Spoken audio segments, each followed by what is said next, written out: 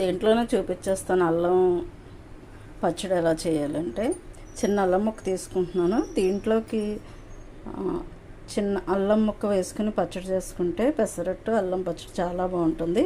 ఒక పెద్ద ఉల్లిపాయ తీసుకున్నాను, ఒక 4-5 ఎండుమిరపకాయలు, చిన్న చింతపండు, ధనియాలు, జీలకర్ర, కొంచెం శనగపప్పు కూడా వేద్దాం.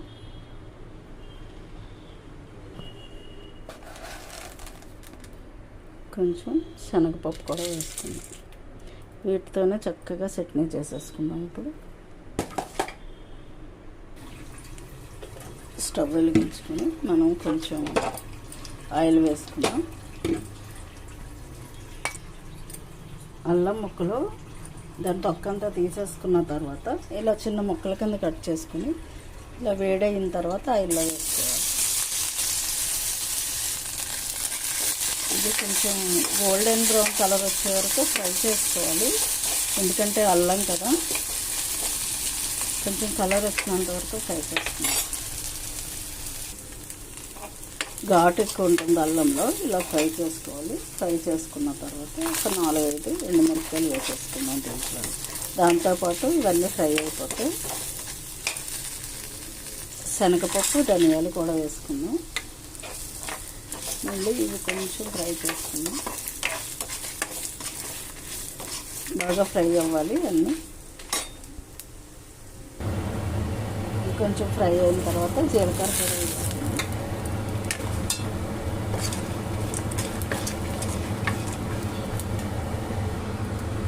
చూడండి ఫ్రై అయిపోయాయి కదా, మిక్సీ జార్లలో వేసుకుందాం.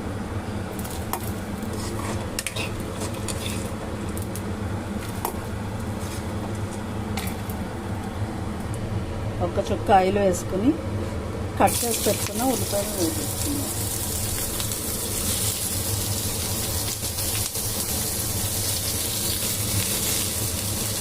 ఉల్లిపాయలు, చింతపండు, కొంచెం సాల్ట్ కూడా వేసేసుకుంటే త్వరగా నమ్ముతుంది.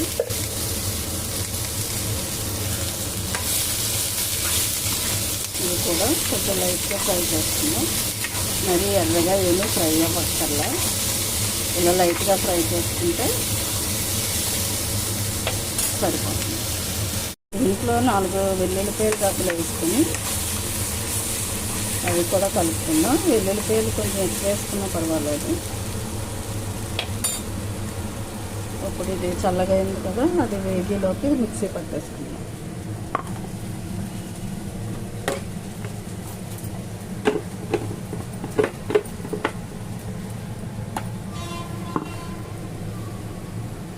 చూడండి ఇలా మిక్సీ పట్టేసుకున్నాం కదా. ఉల్లిపాయలు అయితే ఫ్రై అవుతున్నాయి.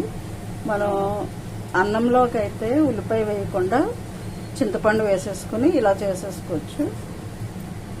నేను చట్నీలోకి కాబట్టి, మన టిఫిన్లోకి కాబట్టి చట్నీ ఏంటంటే కొంచెం వాటర్ వేసి కొంచెం పలుచగా చేసుకుంటాం.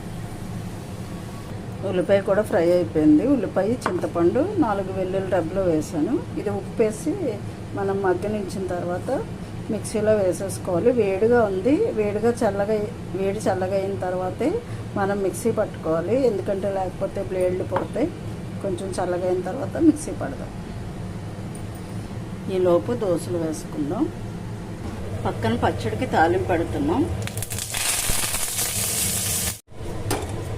అంతే, పచ్చడి అయితే రెడీ అయిపోయింది. మనం ఈ మిక్సీ పట్టుకున్న పచ్చడిని దీంట్లో వేసేసుకుందాం. ఒక నిమిషం ఆగండి, పడట్లేదు. అల్లం చట్నీ వేసేసుకుందాం తాలింపులో. అంతే, పచ్చడి అయితే రెడీ అయిపోయింది. ఇప్పుడు మనం వేడిగా పెసరట్లు వేసుకుని ఈ పచ్చడి వేసుకుని తింటే అసలు టేస్ట్ అయితే చాలా బాగుంటుంది. ఇలా చేసుకుని సింపుల్గా తినేస్తే ఇప్పుడు మనం పెసరట్ల కోసం పెనం పెట్టుకున్నాం కదా, దాని మీద కొంచెం చన్నీళ్ళు వేసుకుని క్లీన్ చేసుకోవాలి. ఆయిల్ అయినా ఏదైనా ఉన్నా పోతుంది అనమాట. నా పెనం చూసారా ఎంత నీట్గా ఉందో. ఇప్పుడు మనం పెసరట్లు వేసేసుకుందాం. కొంచెం హీట్ అయింది కదా, చిన్న ఆయిల్ వేసుకుందాం. ఒక పించ్ ఆయిల్ వేసుకుని ఒక ఉల్లిపాయ చిన్న ముక్క కట్ చేసుకుని తర్వాత నుంచి వచ్చేస్తుంది. ఏదైనా నాన్ స్టిక్ కాబట్టి వచ్చేస్తుంది అంటే ఒక్కసారి ఇలా మనం రుద్దేసుకున్న తర్వాత దోశ వేసుకోవాలి.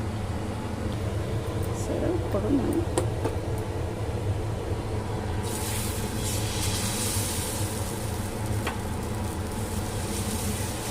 సరిపోతుంది. తక్కువ వేసుకోవాలి. నా దగ్గర అయితే ఎక్కువ పడిపోయింది, కొంచెం తక్కువ.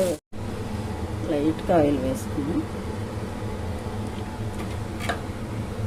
ఉల్లిపాయలు పచ్చిమిరపకాయలు కట్ చేసుకున్నాం కదా, మనకి ఎంత తింటామో అంత చక్కగా ఇలా వేసేసుకోవాలి. కొంచెం 4 పచ్చిమిరపకాయలు, చిన్న జీలకర్ర. పెసరపప్పు ఏంటంటే పట్టుబ్బుతుంది అది ఇది అంటారు కదా, జీలకర్ర వేసుకుంటే మనకి ఆ ప్రాబ్లం ఏమి ఉండదు. ఇలా కొంచెం బాగా ఎర్రగా అయిన తర్వాత మనం తిరగేసుకుందాం. ఇలా కొంచెం ఎర్రగా కాలిన తర్వాత చూసారా, మనం దోశ ఇలా చేయడం వల్ల చక్కగా అంటుకోకుండా వస్తుంది అనమాట. చూసారా ఎంత బాగా కాలిందో. ఇక మనం రెండో వైపు తిరగేయక్కర్లేదు. ఒక్క సెకండ్ ఇలా కాల్చుకున్న తర్వాత మళ్ళీ రెండో వైపు టర్న్ చేసుకుంటే మనకి వేడి వేడిగా పెసరట్టు రెడీ అయిపోయింది. చూసారా, ఇంకా పల్స్గా కూడా వేసుకోవచ్చు. ఫస్ట్ అట్టు కదా కొంచెం అలా వేసాను, సెకండ్ నుంచి చాలా పల్స్గా వస్తాయి.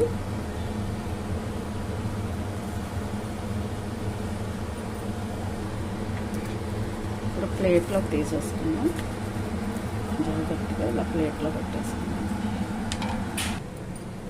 ఈ విధంగా చక్కగా అల్లం చట్నీ ఇలా వేసుకుని ఒక కప్పులో మనం చిన్న ముక్క ఉల్లిపాయలు పచ్చిమిరపకాయలు అన్నీ తీసుకుని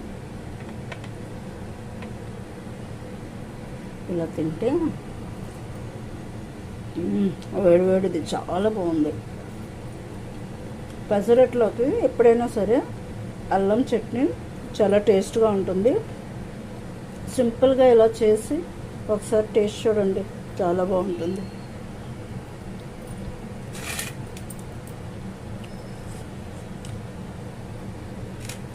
ఆ వీడియో మీకు నచ్చినట్టయితే లైక్ చేసి ఒక సబ్స్క్రైబ్ ఇవ్వండి. Thank you for watching.